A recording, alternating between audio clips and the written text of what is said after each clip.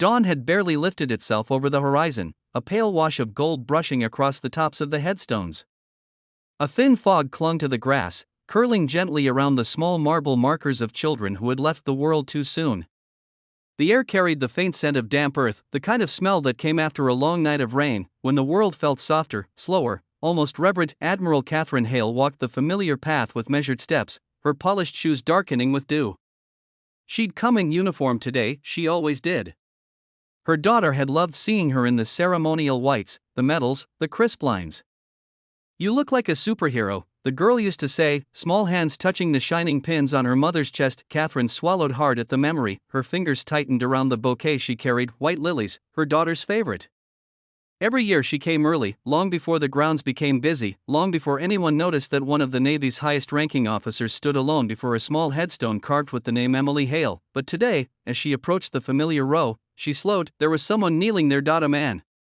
Broad-shouldered. Wearing a faded gray janitor's uniform that clung to his back with dampness.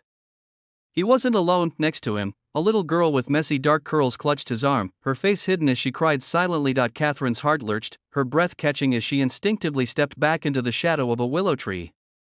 It wasn't that she minded someone visiting the graves around her daughter's. Grief was a communal language in this place, but the way the man knelt, the way he bowed his head, trembling, the way the child wiped at her eyes, they were crying in front of Emily's grave, her daughter's grave. For a full minute, Catherine just stood there, every nerve in her body tightening with confusion and something else, something like protectiveness. No one came here except her, the groundskeeper, and once in a blue moon, an old family friend. Who was this man? Why was he crying like he'd lost his own child? Why was a little girl clinging to him, her tiny fingers gripping his sleeve like it was the only thing keeping her grounded? She blinked hard, struggling to process it. The little girl sniffled, wiping her nose with the back of her hand. "Daddy, can we say hi to her again?" Her voice cracked mid-sentence, small and fragile. The man pulled her closer, wrapping a steadying arm around her. "Yeah, sweetheart," he whispered, voice thick. We can talk to her." Catherine's breath hitched. He wasn't just crying. He was talking to Emily. A strange sensation swept through her, part anger, part heartbreak. She forced her feet forward, compelled by something she couldn't quite name, but the wind shifted just then, carrying their voices to her more clearly. "Emily was brave," the man said softly. "Braver than most grown-ups. That's why I brought Lily today. I wanted her to remember." "Remember?" Catherine stepped closer, the lilies trembling in her grip, and now that she was near enough, she could see the exhaustion etched into the man's face. Unshaven, eyes rimmed red, shoulders slumped like he carried a weight far heavier than a mop and broom. The little girl, maybe 5 or 6, pressed her cheek into his shoulder, clutching a stuffed bunny that looked as worn as her father's clothes. "Dad," the girl whispered, "is she up there with Mommy?" The question hit Catherine like a punch. The man sucked in a sharp breath, emotion breaking through his composure. He brushed a hand over his daughter's hair. "Yeah. I'd like to think so." He looked at the headstone with such grief, such raw ache, that Catherine felt herself freeze. This wasn't someone impersonally trespassing into her world of mourning, this was a man shattered by his own loss. Before she could decide whether to approach or retreat, an uneven step in the wet grass gave her away. The man stiffened and turned sharply, his eyes widening the moment he saw her uniform. He scrambled to his feet, pulling the little girl with him. "Admiral, I didn't mean to, we were just..." He swallowed hard, visibly panicking. "I'm sorry, ma'am. We're leaving." Catherine lifted a hand quickly. "No, wait."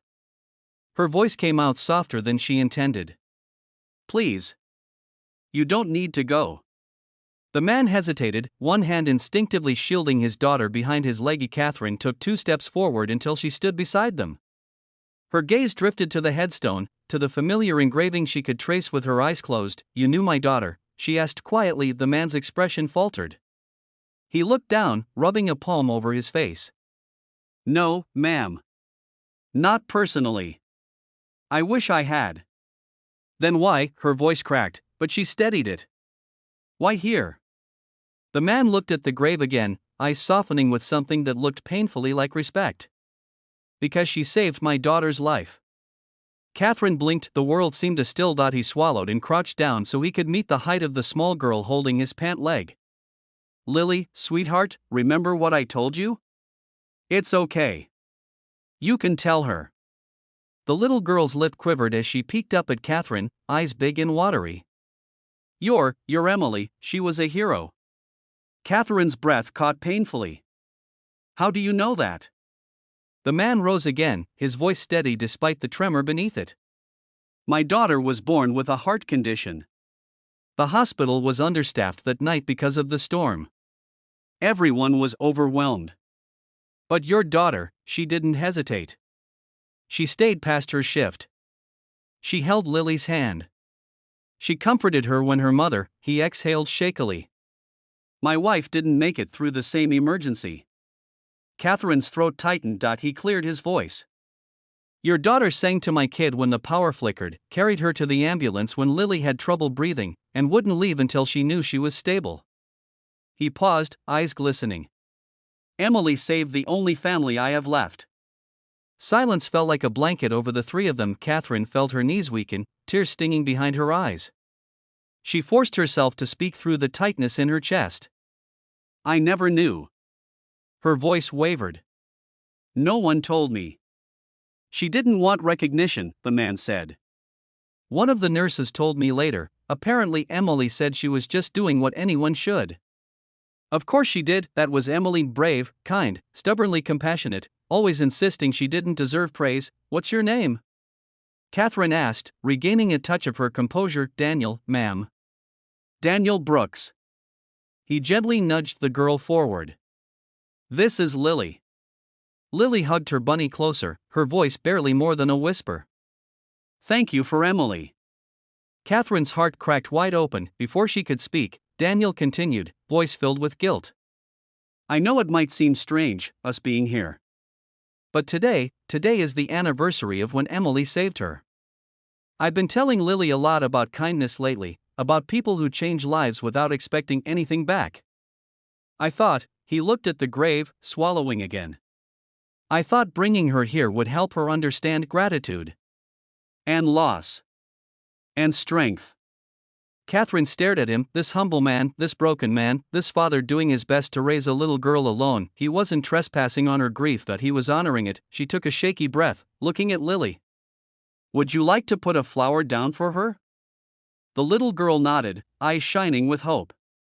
Catherine held out one of the lilies, and Lily took it carefully, almost reverently. She stepped forward and placed it gently at the base of Emily's headstone, smoothing the grass around it with her small hand. Emily, she whispered, voice cracking in the quiet morning air, thank you for helping me stay with my daddy. Daniel closed his eyes, emotion washing through his features. Catherine looked up at the sky, blinking away tears. She had spent years wondering why her daughter had been taken so young, why someone so bright had been extinguished before she could shine fully. She had questioned purpose, faith, everything a parent questions when faced with unbearable loss, but now, here was an answer she never expected. Her daughter had saved someone's world before she left, quietly.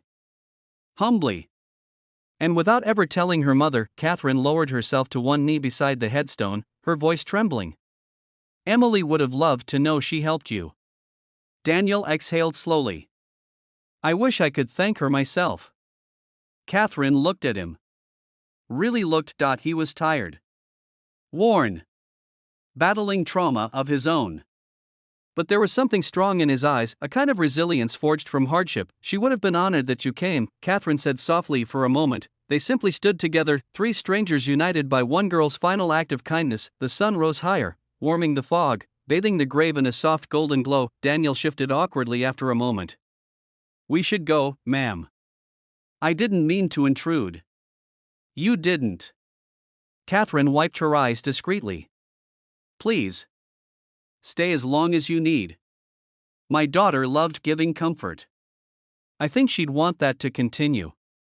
Daniel nodded gratefully. Lily reached for Catherine's hand without fully realizing it, a small, instinctive gesture. Catherine hesitated for just a second before gently closing her fingers around the tiny palm. The child's hand was warm, alive, saved, and for the first time in years, Catherine felt a strange, unexpected warmth blooming in her own chest. A sense of connection. Of healing she didn't know she needed. Maybe she wasn't alone in her grief. Maybe Emily's story wasn't finished after all. As Lily knelt again to touch the headstone, Daniel watching protectively nearby, Catherine exhaled deeply into the morning.